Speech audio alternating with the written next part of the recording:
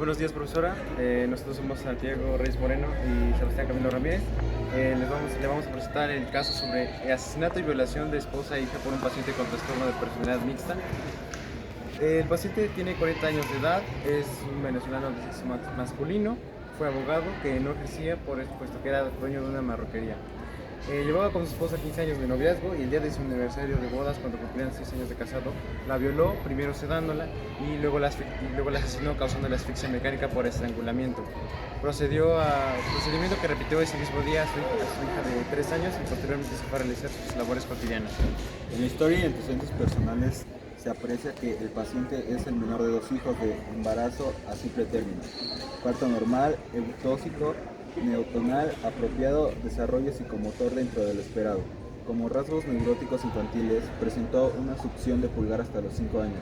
También refiere a abuso sexual en la infancia. Los antecedentes médicos de importancia refieren que fue intervenido por ser portador de hernias discales, así como intervención en la rodilla izquierda por lesión en menisco y también amigdalatomía durante los 6 y 7 años de edad. Refirió que hace 18 años acudió al psiquiatra ya que presentaba cambios de estado anímico presente y sin causa aparente. Se realizó electroencefalografía y tomografía y fue diagnosticado como portador de dismitía cerebral. Asistió solo una vez al psiquiatra, el cual lo medicó con una dosis nocturna de carbamazepina por un año. Al poco tiempo de recibir esa medicina, no volvió a experimentar sintomatología y al cesar el tratamiento tampoco presentó crisis.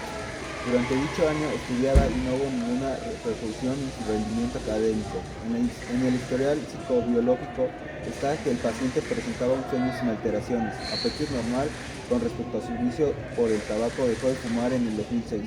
Luego de 19 años fumando, afirma que le fue fácil dejar tal vicio. En lo que refiere al alcohol, su ingesta era social, sin embriaguez y sin lagunas mentales. Con respecto a las drogas, no refiere algún uso de ellas. En los antecedentes familiares refiere que nunca tuvo una figura materna, ya que sus padres se separaron cuando él tenía 5 años de edad. Su madre de 73 años de edad describe la relación entre ella y su hijo como excelente, de mucha confianza y comprensión, mientras que su hermano, por parte de la madre, refiere que la relación entre ellos es muy distante debido a que no han convivido mucho. Siempre tuvo una relación muy cercana con sus familiares de su esposa. Ellos comentan que él era una persona muy desorganizada en la parte laboral, que no era productivo en el plano económico y que habitualmente usaba las tarjetas de crédito de su esposa. También comentaban que era muy rígido con la hija de ambos, a quien en ocasiones maltrataba y justificaba diciendo que era una forma de darle educación y modales.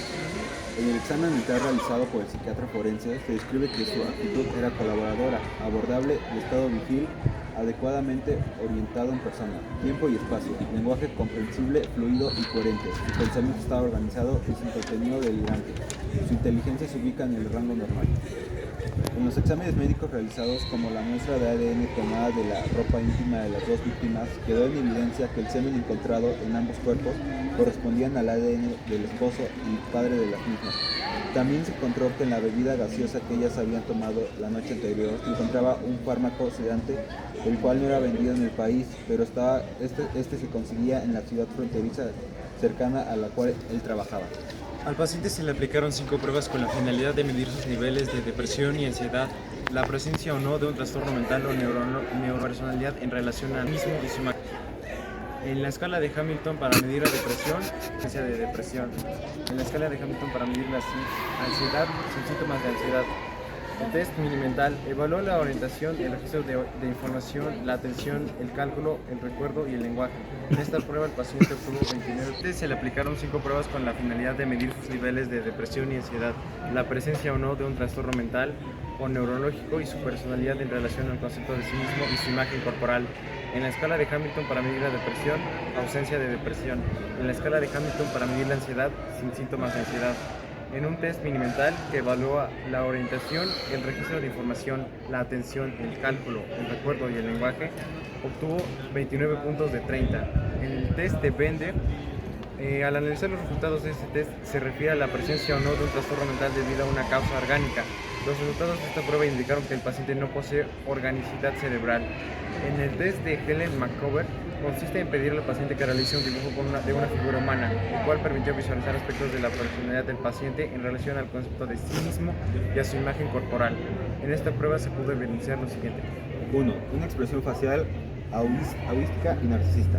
2. La boca destacada se ve en individuos con dificultades sexuales, lenguaje indecente, mal humor, impulso hacia la agresión verbal. 3. Los ojos vacíos, sintomático de inmadurez emocional y egocentrismo. 4. Oreja. Se destaca en los paranoides, desconfiados, las personas susceptibles a la ofensa y resistentes a la autoridad. 5. Orificios de la nariz. Agresión que se correlaciona con la boca. 6. Cuello. Incisión notoria entre los impulsos y el control intelectual. Tiende a soltarse lo que se ve en los esquizoides. 7. Dirección de los brazos. Poca espontaneidad en el contacto interpersonal. 8. Más de 5 dedos. Ambición y agresividad. También puede sugerir tendencias a la masturbación. 9. Hombros. Preocupación con respecto a la masculinidad. 10. Ubicación de los dibujos hacia la izquierda. Sugiere más orientado por sí mismo.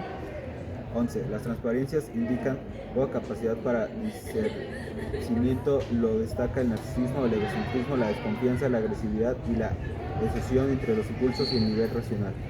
En base a todas estas pruebas, la psiquiatría forense clasificó al paciente como portador de un trastorno mixto de personalidad, cuyo diagnóstico se basó en la realización de las 5 pruebas anteriormente mencionadas, las cuales mostraron completa lucidez, orientación del paciente y descartando organización cerebral en el mismo, basándose en los resultados del test de isopersonalidad para el trastorno de personalidad mixta. Este paciente padece un trastorno mixto, conformado por rasgos esquizoides y antisociales, de los cuales él poseía los 3 trastornos predominantes en los hombres. Con respecto a otro estudio realizado a este tipo de pacientes con trastorno de personalidad mixta, asociados a la violencia conyugal, el paciente padecía uno de los trastornos según su sexo, y años de matrimonio era propenso a padecer en su enfermedad como el ser antisocial. Según la comorbilidad de sus personalidades, podemos observar que posee las de tipo paranoide y esquizoide, las cuales conforman 2 de las 3 escalas de personalidades, encontrándose la esquizoide también entre las 10 escalas de personalidades básicas. El paciente, debido a los trastornos, se encuentra entre los de clasificación de asesinos como son el organizado y desorganizado, entre los cuales el organizado se encuentra en el trastorno antisocial y en el desorganizado el esquizoide y paranoide, lo cual puede explicar el modo en el cual se desarrollaron los hechos y la actitud del mismo.